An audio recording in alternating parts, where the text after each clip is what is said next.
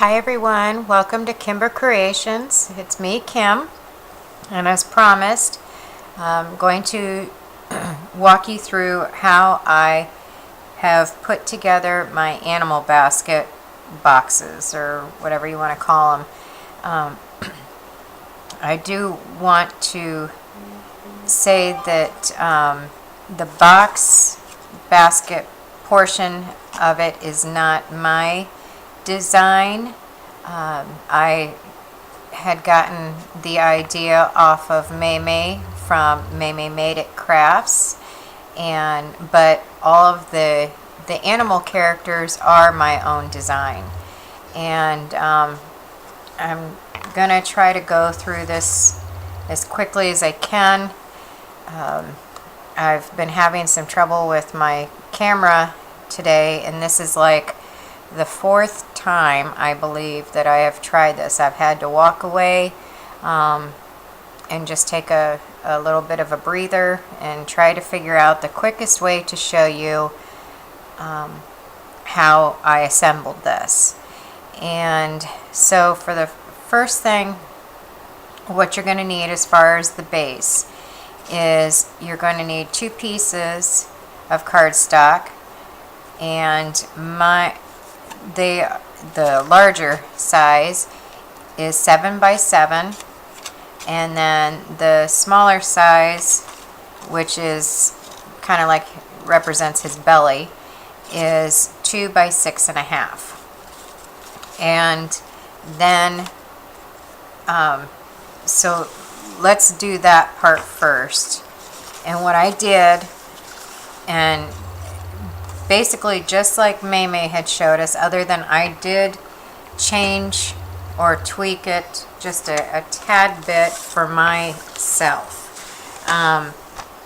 She gives an awesome tutorial on it. It's just that I was trying to cut down on a little bit of it for my personal use, since I'm making so many of these.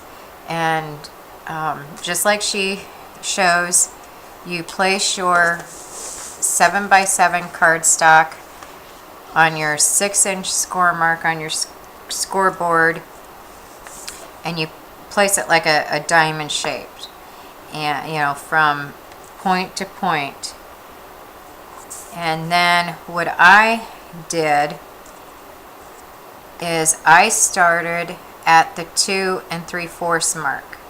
You score that down, then you go to the 5-inch mark and score all the way down 7 and 9 1/4. This allows you to only have to turn it one time, and then you repeat that process, line up your points, and do it again. 2 3/4, 5, 7, and 9 1/4. And it's basically the exact same thing, other than, like I said, you start at the 2 3/4, and that way you only have to turn it that one time. So then you have that part of it. Let me get this out of the way. And then what you do is you cut out each of those triangle pieces on either side of that point. So then, let me lay this out. And so it will look like this when you've cut it out, the corners. And then you'll go ahead and decide which side you want to start at. It doesn't matter. And you're going to take from that point that you cut off up to the middle, like this. And you're going to do that on the opposite side as well. So then, to assemble it, you're not going to need these flaps. So you're going to go ahead and glue those down. Take adhesive of your choice, glue those down,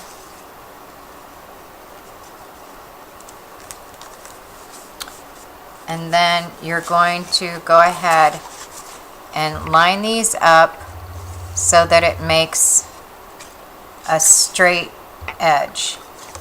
And I just place my thumb there to kind of give me a guideline to where I'm gonna need glue at. Place your glue there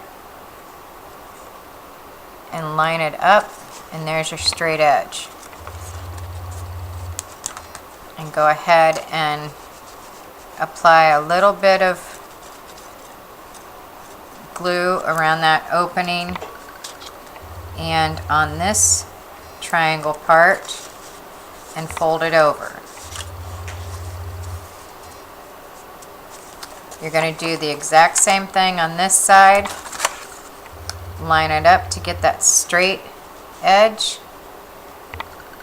Place my thumb there.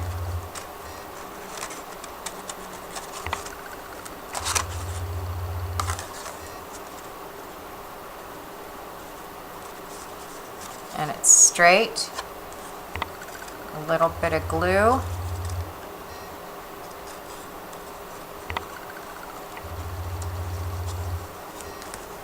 Wrap it around, bring it all together. Then you're going to take that 2 by 6.5, and I don't know if I told you, but you score it at 2 1/4 and 4 1/4. I've tried to do this video so many times that now I'm confusing myself on where I've left off. So anyway, you place glue on one side of the flap and just align it up like that.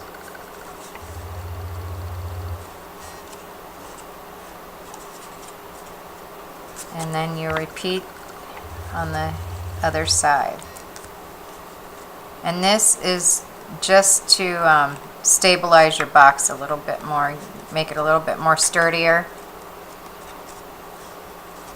like that. And so there is your base, and this is the base for all of my characters.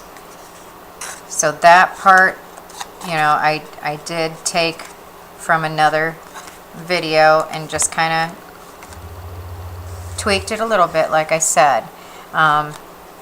Now, as far as the pig pieces and the assembly of it, now I'm not going to go and cut all of this out. I'm trying to, like I said, I'm trying to make this video as short as possible, but also, you know, give you an idea of what I've used.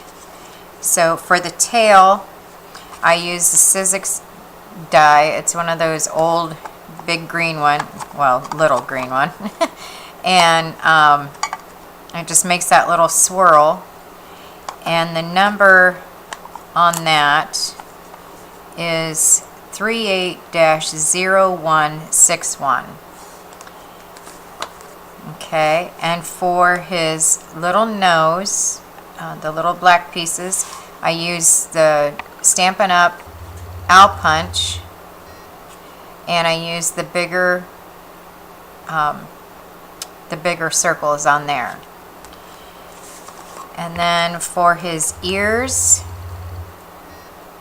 as soon as we focus here, for his ears and his hooves, I used this die set. If you recall, I used it on my St. Patty's Day cards, and I used the large size and the small size.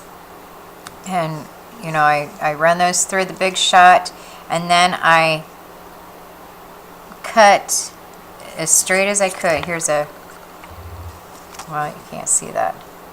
Just cut straight across to form his hooves. Now for his legs and arms, I used this oval set. I believe it's from Darice. Used the smallest oval. And then for his head and nose, I used this set, which is actually to make a globe, and I used the larger circle and the smaller circle. Some of the other things I also used was some googly eyes. If you don't have googly eyes, just, punch out eyes or draw them on, or however you need to do that.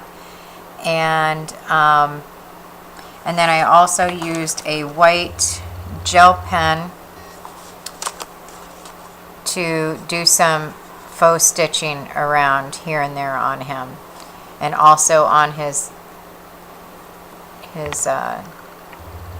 little nostril openings. And I apologize for my focusing. Like I said, I've tried this numerous times already today, and this was the quickest way to show you without my camera going too wonky until my son can come back over and check things out for me. So I hope you found this informative. I know it was kind of a quick run-through tutorial, and but I'm hoping to show you some of the assembly on the other animals as well. And if you're not a subscriber and you'd like to be, give me a thumbs up. And thank you for those that are subscribed to my channel. And I hope you all have a blessed day. Thanks for watching. We'll talk to you later. Love and hugs.